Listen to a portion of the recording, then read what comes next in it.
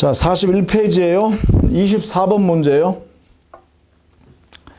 갑은 병의 강박에 의하여 자기 소유 부동산을 을에게 증여하기라는 계약을 체결하였다. 이 경우에 설명을 옳지 않은 것은 했죠. 자, 갑이라는 사람은 여기에 있는 병의 강박에 의해서 을한테 증여하기를 이렇게 의사표시를 했다는 거예요. 그래서 얘가 증여받겠다 했다는 거죠. 이런 경우에 효과는 했습니까? 여기에 병이라는 사람은 증여계약 안에서 보면 제3자죠. 이게 계약 당사자라는 거죠. 증여계약. 이게 뭐예요?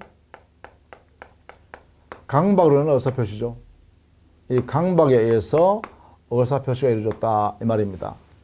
그래서 이 행위가 바로 하자에 있는 의사표시가 되겠죠. 민법 110조에 되겠죠. 일단 취소의 문제는 여기가 갑에게 취소권이 발생하게 되겠는데, 문제는 이걸 취소를 그냥 일반적으로 인정해 줘 버리면 을은요 자기가 권리 취득한 권리를 강제로 뺏긴다는 것입니다. 그래서 제3자의 강박으로 인한 의사표시를 표의자가 취소하기 위해서는 이때는 반드시 제3자의 강박에 의한 의사표시란 이 사실을 요 표시를 받은 상대방이 있을 거 아니에요. 상대방이 이 사실을 알았거나 알 수 있었을 때 하나여, 이거죠. 이런 경우에 하나에만 요 취소권이 인정된다. 요걸 꼭 알아두셔야 돼요. 기본적으로요. 제3자의 강박, 사기 강박에 의해서 의사표시한 경우에는 그 의사표시를 받은 상대방이 있을 거란 말이에요. 그 의사표시 상대방이 이런 사정, 제3자의 사기 강박에 의해서 의사표시했다는 사실을 알았거나 또는 알 수 있을 때 한해서만 취소할 수 있다. 이렇게 꼭 알아두셔야 되겠죠. 그래서 1번 갑이 강박으로 인하여 증여한다는 것을 을이 알고 있을 때 악이죠. 여기네요.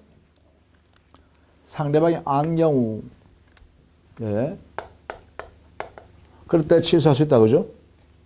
2번 갑이 강박으로 인하여 증여한다는 것을 을이 실수로 알지 못한 경우, 이게 뭐예요? 과실 있는 경우죠. 이건 아닌데 과실 있는 경우, 이때도 저기는 취소할 수 있죠. 3번 악의 을로부터 그 부동산을 악의 을이랍니다. 악의 을 같으면 이 소유권을 취득한 것을 다시 취득한 자, 선의 무과시 아닌 한 소유권을 취득할 수 없다 했는데, 자, 이 사람은 요 소유권 취득해서 여기 병이란 제3자한테 이렇게 처분했다, 소유권을 넘겨줬다 이거죠. 가면, 자, 얘가 악이기 때문에 이 소유권은 취소할 수 있죠. 취소권 행사해버리면 이 증여기한 섬에서 무효되니까 소에서 무효될 것이고, 악이.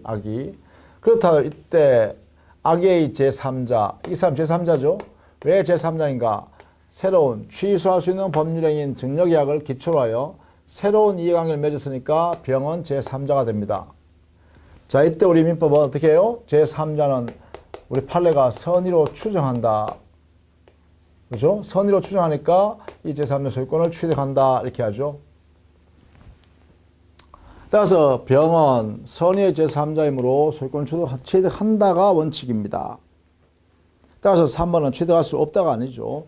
여기에 선의이기만 하면 되죠. 선의의 제3자이기만 하면 되지. 선의 무과실까지 요구하는 것은 아니죠. 그래서 선의인 제3자면 소유권을 취득합니다. 그렇게 정리해 두시면 되겠죠. 그 다음 4번 강박을 이유로 한 계약의 취소는 반드시 법률행위 직접 상대방에게 하여하고 전득자에게 할 것은 아니다 이랬네요. 이 사람한테 하죠. 강박의 의사표시한 병이한테 게 아니라 취소는 법령이 한 증여계약 당사자인 이렇게 을한테 취소권 행사해야겠죠. 그 다음 5번의 강박의 이 의사표시는 의사표시가 불일치하는 경우라고 볼 수는 없다 했는데 여기 조심해야 됩니다. 사기나 강박에 의한 의사표시 행위는요, 우선 요 의사표시는 비진리가 아니라 진리에 의한 의사표시입니다. 즉 사기당한 것, 강박당한 것, 그 상태를 전제로 해서 이 상하에서 특정의 이 의사표시를 하려는 생각을 가지고 하는 거죠. 따라서 이게 진이기 때문에 진리에 의한 의사표시다. 이렇게 해석해야 돼요. 기본적으로 이게 원칙, 대원칙입니다. 대원칙. 자, 그래서요. 그 내용을 꼭 알아두셔야겠죠. 자, 그 다음에 26번 보시죠. 사기강박에 의한 법률행위에 관한 설명을 옳은 것을 했어요. 1번 사기강박에 의한 의사표시는 상대방 또는 제3자의 불법한 사기강박으로 의사표시가 불일치하는 것을 말한다가 아니라 의사와 표시가 일치하는 진리에 의한 의사표시입니다. 따라서 1번 틀렸죠. 2번 임대인으로부터 몇 차례에 걸쳐 명도 요구를 받고 있었던 임차인이, 자, 임차인이, 야, 임대인이 그러네요. 야, 임차인아, 그 부동산 돌려줘. 뭐라고 하는데, 양수인에게 아무런 설명도 하지 않은 채 임차권을 양도했다는 것은, 이것은 그래요. 이런 사정을 설명할 의무가 있는데도 그 의무를 이행하지 않고 침묵을 하는 것은 바로 기망행위가 됩니다. 따라서요, 여기에 사기행위, 강박행위 있죠? 요 사기행위, 강박행위는 종류를 불문합니다. 심지어 침묵도 경우에 따라서는 사기행위도 될 수 있고 강박행위도 될 수 있다. 이렇게 해석해요. 의미가요. 뭐 결국은 사기란 것은 진실을 모르게 하는 모든 행위고요. 그 다음에 그러니까 상대방이 의사결정에 영향을 미쳐서 상대방이 제대로 의사결정 못하게 하는 모든 행위가 사기행위예요. 그 다음에 강박행위는 뭐예요? 강박행위는 상대방으로 하여금 공포심이 생기게 하는 모든 행위예요. 그래서 이 내용이 위협하기만 하면, 위법한 것이기만 하면 사기강박에는 종류를 불문합니다. 그래서 침묵도 포함된다는 것입니다. 이 안에 포함된다. 자, 그런 의미입니다. 따라서 2번요. 기망행위에 해당한다. 옳습니다. 3번 강박의 정도가 극심하여 표의자의 의사결정 자유를 완전히 박탈할 정도라면 이때는 무효의 사유예요. 취소의 문제가 아니라 무효. 4번 부정행위에 대한 고소 또는 고발하겠다는 것은 일반적으로 강박행위에 해당한다. 자, 이때요. 부정행위를 한 사람에 대해서요. 너 고소하겠다, 고발하겠다 할 때 상대방의 공포심, 두려움이 생긴다 하더라도 그것은요. 적법한 행위를 주장하는 것이기 때문에 위법이 아닙니다. 따라서 이것은 강박행위가 아닙니다. 다만 말이죠. 이게 이 고소하겠어, 고발하겠어라고 하는 것이 부당한 이득을 취할 의도를 가지고서 고소하겠다, 고발하겠다 이렇게 할 경우에 이거는 뭐예요? 이것은 위법한 강박행위가 될 수가 있습니다. 5번 은행의 출장소장이 보통 은행의 출장소장은요, 그 출장소 안에서요, 은행을 대리해서 할 수 있는, 부분적 포괄 대리권을 가지고 있어요. 따라서 대리인과 같죠. 이 대리인이 기망행위를 한 경우라면 이것은 은행 자신이 기망한 것과 같이 취급합니다. 따라서 이것도 알아두셔야겠는데, 26번 관련해서요, 여기 5번 지문에요. 은행의 출장소장을 대리인이라고 했죠. 대리인의 사기나 강박행위는 이것은 본인과 동일시할 수 있습니다. 이렇게 동일시. 이것을 알아두셔야 됩니다. 대리인의 사기강박은 곧 본인이 사기강박한 것으로 같이 볼 수 있다는 것이 법원의 판단이다. 그죠? 따라서 은행이 선임무과실을 하더라도 아무것도 몰랐다 하더라도 이 말이죠. 상대방은 그래 취소할 수 있습니다. 있다 해야 돼요. 자, 그렇게 정리를 해 두십시다. 그 다음에 27번에는 구체적 사건들을 정리한 것이죠. 그 내용들을 보시고 그 내용도 알아두셔야 됩니다. 27번 하자인 의사표시에 관한 설명 중 옳지 않은 것은 했죠. 1번 사기강박인 의사표시를 취소할 수 있으나 선의의 제3자는 대항할 수 없죠. 이게 바로 상대적 취소 이렇게 표현합니다. 그리고 이때 선의의 제3자 대항하지 못한다 할 때 제3자는 선의로 일반적으로 추정하고요. 판례가. 2번 대형 백화점 변칙 세일 사건은 대형 백화점이 말이죠. 이월된 그 정장을 여성복을 여성 정장복을 신상품인데 대박연 세일 하겠다고 50% 할인했다는 거예요. 그러니까 원래는 이월된 여성복 같은 경우에는 반액으로 그냥 판답니다. 뭐 반액 정도로. 그렇다면 이것은 사실은 기망행위 아닌가 이런 문제가 되는데 우리 법원이 이것은 상수의 범위를 즉 사회에서 용납될 수 있는 사회에서 허용될 수 있는 사회에 상당한 정도를 넘은 위협한 상술행위다라고 해서 기망행위로 해석했습니다. 따라서 2번도 옳은 질문이에요. 3번 기망에 의하여 하자 있는 물건에 관한 매매에 성립한 경우 매수인은 각각의 요건을 입증하여 하자담보 책임을 물을 수 있고 그래요. 사기로 인한 의사표시 취소도 할 수 있겠다. 선택할 수 있다는 거죠. 선택. 이걸 경합을 인정한다 그럽니다. 4번 제3자의 사기행위로 인하여 피해자가 주택건설회사와 주택에 관한 분양계약을 체결했다고 하더라도 제3자의 사기행위 자체가 불법행위를 구성하는 이상 그 제3자로서는 불법행위로 인한 피해자에게 손해를 끼쳤기 때문에 당연히 피해자는 제3자 속인 사람한테 손해배상 청구할 수 있습니다. 이때 분양계약을 취소했는가 안 했는가는 불문합니다.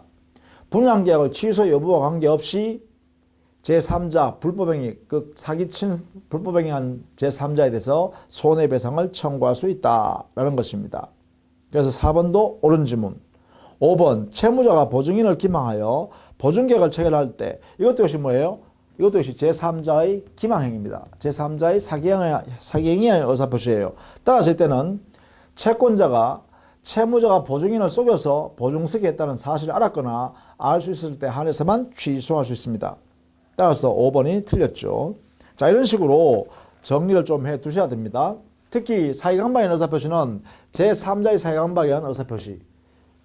상대방이 알을 걸 알 수 있을 때 하나요? 취소할 수 있다. 요거 하나고요.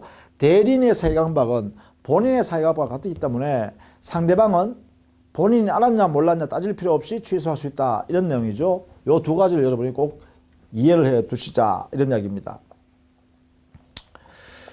자, 그렇게 정리하시면 되겠고, 그러면 31번 문제 한번 볼까요? 31번.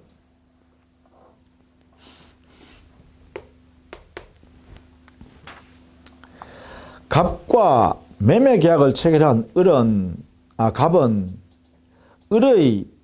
을과 매매 계약을 체결한 갑은 을의 이행 불능을 이유로 그 계약을 해지하고자 한다. 갑이 서면으로 해지 의사표시를 하는 경우에 계약 해제 효력이 발생하는 시기는 이것은 우리는 보통 의사표시의 효력 발생 시기라고 합니다. 31번 문제는 의사표시의 효력 발생 시기에 관한 문제예요. 자, 여기에요. 의사표시 여기에는 상대방 있는 의사표시도 있고 상대방 없는 의사표시도 있어요. 여기에 상대방 있는 의사표시, 상대방 없는 의사표시는 상대방이 당의 의사표시를 수령해야 또는 상대방에게 그 의사표시를 도달해야 효력이 발생하는 것인가, 또 도달 또는 수령을 요하지 않는 그러한 효력으로 인한 의사표시인가에 따라서 상대방 있는 없는 이렇게 나누는 건데요. 상대방 없는 의사표시의 경우는 일단은요, 우리 학자들은 그 의사표시를 명백히 밖에서 인식할 수 있을 정도로 표백하면 효력이 발생한다. 이렇게 해석하자는 거예요. 이렇게 해석하자는 거예요. 표백주의. 그 다음에 상대방 있는 의사표시의 경우는요, 우리 민법, 여기는 111조의 명문 규정을 두고 있어요. 여기 뭐라 했냐면, 바로 도달하면, 그 의사표시가 상대방에게 도달하면 효력이 생긴다 해서 도달주의를 취하고 있어요. 이것을 원칙으로 하고 있습니다. 따라서 이 도달주의 원칙은요, 사법에만 적용되는 것이 아니라 공법에도 당연히 원칙적으로 적용됩니다. 다만 이 도달주의 원칙 111조는요, 강행 규정이 아니라 임의 규정으로 해석합니다. 그러니까 법 규정에 달리 정하거나 당사의 약정으로 달리 정할 수 있다는 거죠. 임의 규정으로 해석하니까. 자, 도달주의 원칙 이렇게 정리해 두시기 바랍니다. 요걸 가지고 이제 문제를 풀어야겠는데 한번 봅시다. 자, 1번 해제의 의사표시는요, 상대방 있는 단독행위죠.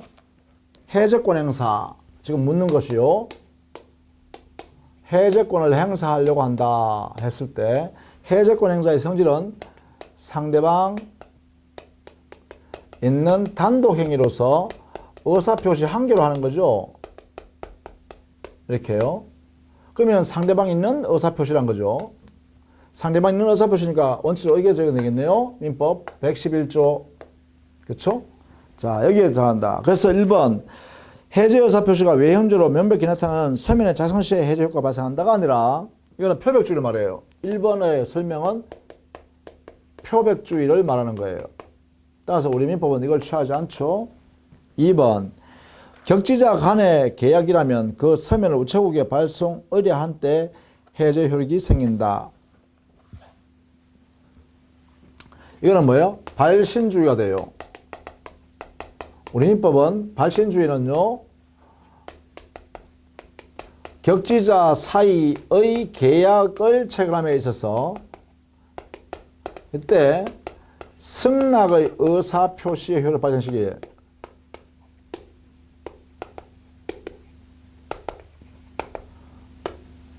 승낙의 의사표시가 이때 발신주의가 적용돼요.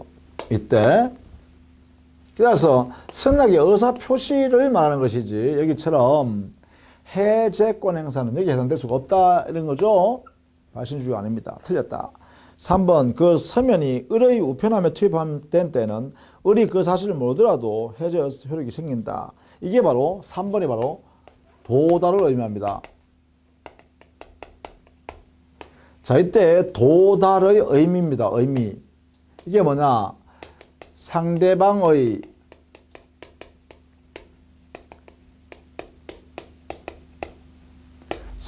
지배권을 잃어 그 상대방이 알 수 있는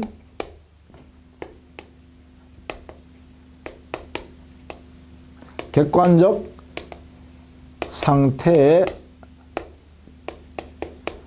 놓인 때, 상대방이 알 수 있는 객관적 상태에 놓인 때, 이때가 바로 도달로 취급합니다. 물론 입증 책임은, 입증은 주장하는 자가요, 도달을 주장하는 자가 입증 책임을 진다. 이렇게 해석하죠.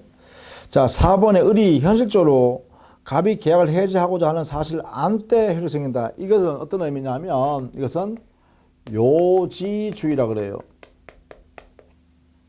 사실 내용을 안 때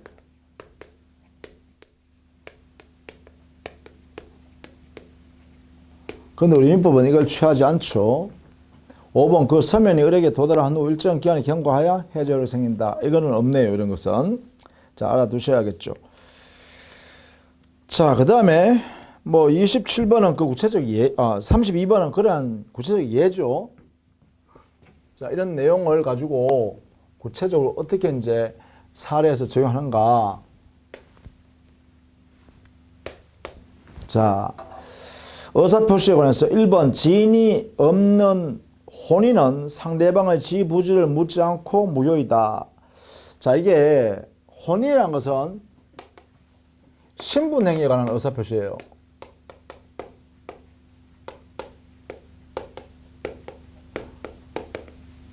여기는요, 의사주의가 적용되는 게 원칙이에요. 의사주의. 그러니까 진위에 따른 의사가 있어야만 유효가 되고 그러한 내용이 없으면 무효란 거죠. 따라서 1번은 옳은 질문이고요. 2번 우체통에 넣은 편지가 다른 사람에게 배달된 경우 그것은 발송인의 의사표시의 착오이다. 자, 이게 다른 사람한테 배달됐다 그랬죠. 이것은 바로 이미 의사표시 안에는요, 서면으로 다 기재해가지고 편지 봉투에 넣어서 자기 의사를 다 표시해놨죠. 따라서 그 안에는 뭐예요?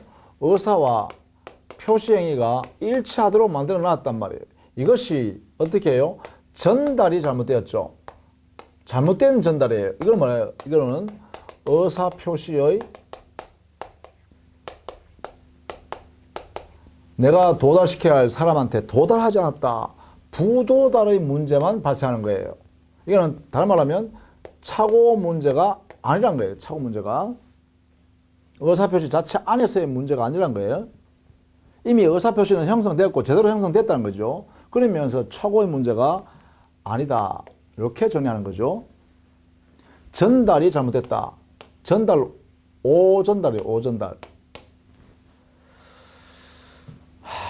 3번 갑이 을에게 말을 듣지 않으면 살려주지 않겠다는 강박행위에 의하여 손목시계를 주기로 한 계약은 취소할 수 있다.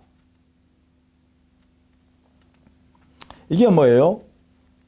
강박행위, 위협한 강박행위로 인한 의사표시이기 때문에 110조에 의한 취소의 문제가 발생하죠. 그래서 계약을 오늘 그 상대가 당사자가 취소하면 되겠죠. 맞습니다. 그 다음 4번에 공시송달에 의한 의사표시 효력 발생 시기는 개시한 날로부터 2주 경과한 때이다. 원칙입니다. 공시송달.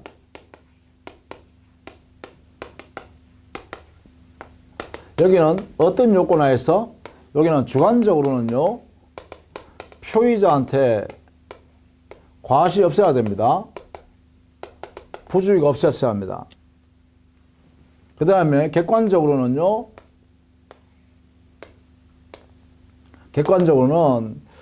그 상대방의 이 불명, 상대방을 알 수 없어야 돼. 상대방을 알 수 없거나 또는 그 상대방 소재를 알 수 없는 경우에 상대방의 소재, 어디에 살고 있는지가 불분명해야 돼. 불명. 이럴 때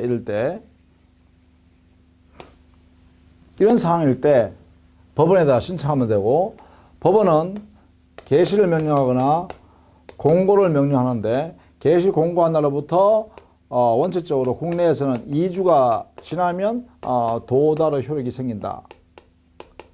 간주해버리죠. 이건 국내에서 할 때 2주예요. 다만 외국에서 할 때는 2개월이죠. 외국. 자, 이렇게 정리해 두셔야겠어요. 다만 말이죠. 동일인에게 한번 공시송달을 했잖아요. 또 그 다음에 또 공시송달할 내용이 그 사람만 또 있어요. 그러면 그때는 개시 공고한 날로부터 이길 하루 지나버리면 도달돼 버려요. 그러니까 반복적으로 해야 될 때는 한 번만 2주가 경과된 뒤에 효력 발생하지만 처음에는, 그 다음부터는 개시한 날, 공고한 날로 그 다음 날로 이 길로 바로 효력이 발생해 버려요. 도달로. 이렇게 알아두셔야겠죠. 자, 그런 내용으로 정리를 해 두십니다.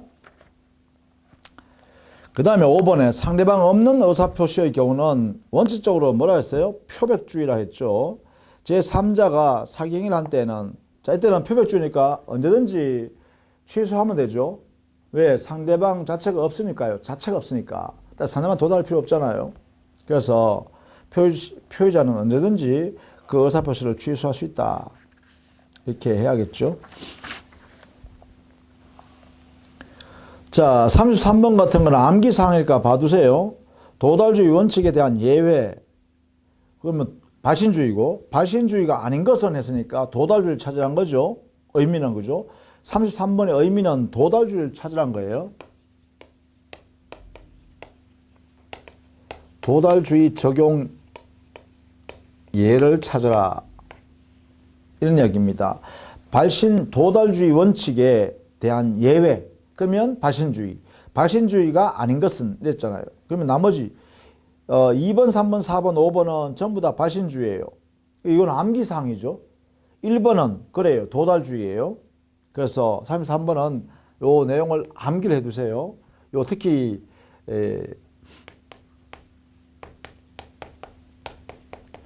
발신주의 적용 예.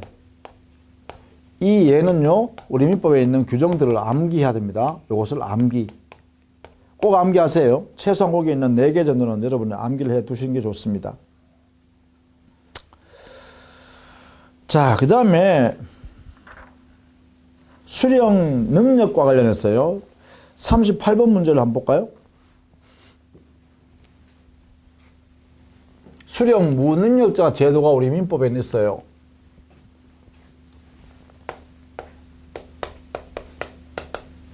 자, 먼저 수령 능력이라는 제도는 의사표시의 내용을 이해할 수 있는 능력입니다. 이해할 수 있는 능력.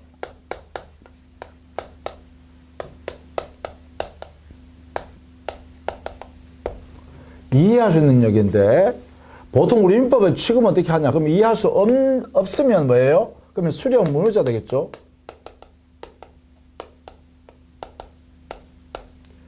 되겠죠? 이해할 수 없는 사람.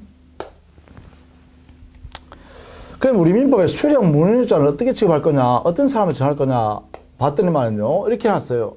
우리 민법은 제한 능력자가 되어버리면 당연히 수령 무능자로 이렇게 취급해버려요.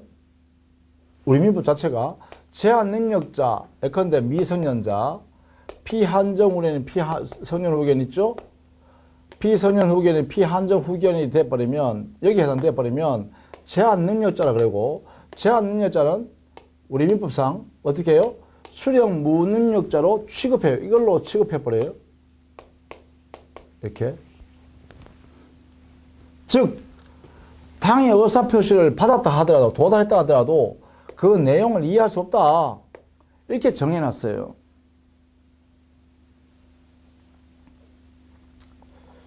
그렇다면 당연히요, 이 사람이 상대방, 의사표시를 받을 상대방이에요. 그럼 표의자가 이렇게 의사표시 했을 거 아니에요? 의사표시를. 자, 이렇게 되면 그 의사표시가 상대방인 제한능력자한테 이렇게 도달되어서 상대방인 제한능력자가 수령했습니다. 자, 수령했어요. 수령했더라도 뭐예요? 이 사람은 아무것도 이해할 수 없는 사람이라 했잖아요. 그렇다면 표의자는 자기 의사표시를 가지고 그 상대방 제한능력자한테 대항할 수 없겠죠. 그래서 이 의사표시를 가지고 대항할 수가 없다. 이해야 되겠죠. 이 사람한테는 대항할 수 없습니다. 대항할 수 없다. 자, 이게 대항할 수 없다라는 의미는 어떤 의미냐? 그래, 이쪽에서는, 이 제한능력자 쪽에서는, 여기서는 도달을 인정하는 것은 무방하지요. 이게 이제 대항하지 못한다는 의미죠. 즉, 표의자는 도달했으니까 효력이 발생했다, 이런 주장을 못하지만, 여기에 있는 제한능력자인 상대방 쪽에서는요, 너의 의사표시가 내한테 도달했으니까 효력이 발생했다, 그것을 인정하는 것은 무방해요. 자, 다만 말이죠, 여기에 있는 제한능력자에게는 법정 대리인이 존재할 수 있죠. 자, 이 법정 대리인이 도달한 것을 안 후부터요, 이때는 이제 표의자가 이게 됐을 때는 바로 대항할 수 있어도 되겠죠. 주장해도 된다 이거죠. 대항할 수 있다. 가능 이래야겠네요. 그렇죠? 따라서 법정 대리인이 안 후부터는, 도달 안 후부터는 그래요. 표의자는 자신의 의사표시로서 이 상대방에게 대항할 수가 있다. 이렇게 되겠죠. 자, 이런 내용이 바로 수령 무능력자 제도라 그럽니다. 그러면 이걸 가지고 여러분이 정리해보면 38번 틀린 것은 했죠. 1번 민법은 모든 제한능력자를 수령 무능력자로 규정하고 있다. 옳죠. 2번 이는 제한능력자를 보호하기 위한 만든 거죠. 제한능력자를 수령 무능력자 취급했으니까. 3번 제한능력자에 대한 의사표시 효력에 있어서 표의자는 의사표시 도달을 주장할 수 없으나 제한능력자는 의사표시 도달을 주장하는 것은 무방하다. 그죠? 옳습니다. 4번 위 3의 경우에 제한 능력자의 법정 대리인이 도달을 안 후에는 표의자는 그 의사표시 도달을 주장할 수 있죠. 5번 미성년자와 피한정 후견인이 예외적으로 행위 능력을 가지는 경우에는 민법은 제한 능력자 보호 정신에 비추어 수련 능력도 없는 것으로 보아야 한다가 아니라 행위 능력자로 인정되는 경우에 있어서는 그때는 제한 능력자가 아니기 때문에 수련 무능자로 취급할 필요 없습니다. 따라서 그러한 내용이 필요 없다 이렇게 하죠. 따라서 수련 능력이 있는 것으로 해석하는 것이 옳습니다. 그래서 그 5번 지문이 5개 되어 있는데 6번도 있는데요. 그 6번에 있는 5번은 틀린 지문이지만 6번은 옳은 지문입니다. 행위 능력자로 인정된 경우에는 인정해야 됩니다. 그렇죠? 따라서 5번은 틀렸고 그 밑에는 6번으로 바꾸시죠. 인정해야겠다. 이렇게 해야겠네요. 자, 그 다음에 39번 마지막 문제 한번 풀어보겠습니다. 의사표시 효력 발생에 관해서 타당한 것은 했죠. 1번 서울과 제주도에 있는 당사자가 시외 전화로 계약을 체결한 경우, 자 전화로 서로 계약을 체결한 경우에는 이거는 격제자 사이의 계약이 아니고 대화자 사이의 계약이에요. 대화자 사이의 계약이니까 원칙적으로 승낙의 의사표시도 그래 도달주의 원칙에 의하여 적용됩니다. 따라서 도달주의에 의하지 않는다가 아니라 도달주의에 의하여 해결되어야 합니다. 2번 의사표시가 상대방 영역에 진입하면 객관적으로 요지할 수 있는 상태인가 여부를 불문하고 의사표시 효력이 발생한다가 아니라 즉 객관적으로요 알 수 있는 상태에 놓여야 돼요. 상대방의 지배권에 이르러서 그 상대방이 알 수 있는 객관적 상태에 이르렀을 때 있는데요. 틀렸죠. 3번 의사표시를 발송한 후에 피선현 후견인의 선고를 받다. 자, 피선현 후견으로 심판을 받았다는 거죠. 이때 제한 능력자가 되었다는 것만으로 이미 발송한 의사표시에는 영향을 미치지 않습니다.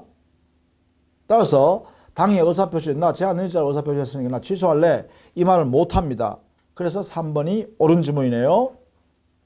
4번 발신주의 또는 공송달에 의하는 경우일지라도 제한 능력자에 대해서는 의사표시의 도달을 주장할 수 없다가 아니라 있답니다. 즉 발신주의에 의하거나 공시송달의 경우, 발신주의는 뭐예요? 이미 발송해버리면 효력이 발생해버리잖아요. 상대방, 즉 제한 능력자가 있냐 아니냐 따질 필요 없죠. 수령 능력이 필요 없으니까 발송하면 계약이 효력이 발생하죠. 또 공시송달은 뭐예요? 의지해버리잖아요. 도달된 걸로 간주해버리죠. 그러니까 여기도 역시 마찬가지 수령 무능력자 제도는 의미가 없습니다. 따라서 도달을 주장할 수 있다라고 해야 됩니다. 5번 과실 없이 상대방 및 그의 주소를 모르는 경우 했는데 여기에 상대방을 알 수 없거나 거나입니다. 거나 두 개의 요건을 다 갖출 필요는 없다는 거예요. 상대방 및 그의 주소를 모르는 경우 이럴 때 신청하는 게 아니고 상대방을 알 수 없다든가 아니면 상대방은 내가 아는데 그 사람이 소재 어디에 살고 있는지 소재를 알 수 없다. 이런 경우에 공시송달의 요건을 갖추었다라고 하는 거죠. 그때 공시송달을 신청할 수 있고 개시한 날로부터 2주가 경과되면 도달 효과가 발생합니다. 따라서 여기 앞부분 틀렸어요. 과실 없이 상대방을 알 수 없거나 상대방의 소재를 알 수 없는 때 이렇게 해야 됩니다. 그 위에 법 조문사항 그렇게 되어 있으니까 알아두셔야겠습니다. 자, 이렇게 했어요. 이 내용을 쭉 살펴봤네요. 자, 다음 시간에는요, 법령의 대리를 이제 정리합니다. 이 법령의 대리가 좀 어렵다 이렇게 생각하시는데 왜냐하면 의사표시가 그 안에 들어가서 섞여버리기 때문에 그렇습니다. 따라서 대리제도와 의사표시 제도를 함께 이렇게 버무려서 여러분 스스로가 이게 합리적으로 어떻게 해결해 나가는 걸 여기서부터 배워야 됩니다. 그래서 다음 시간부터 대리에 관한 이야기를 정리하도록 하겠습니다. 수고했습니다.